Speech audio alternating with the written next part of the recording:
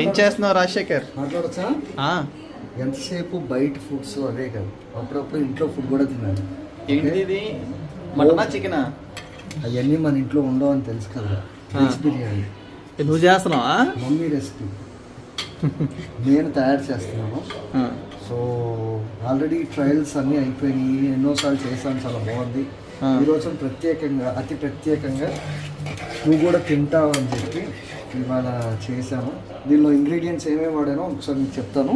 So దీనిలో మనం carrot, tomato, meal maker, biryani leaves biryani flavour కోసం, and chillies, on. Right is over.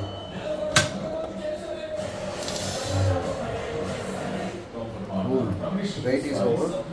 Please మీరు కూడా హోమ్ ఫుడ్ ఎంజాయ్ చేయండి. Do subscribe our channel and kindly share to your friends. తినేస్తున్నామని. Thank you.